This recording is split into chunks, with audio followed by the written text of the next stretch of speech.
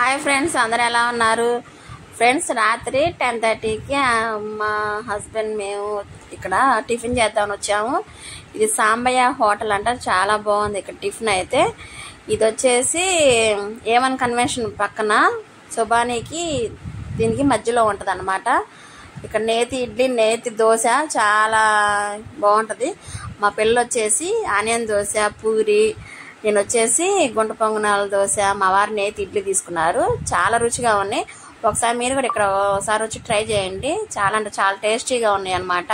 మేము first time ఇక్కడికి వచ్చాము.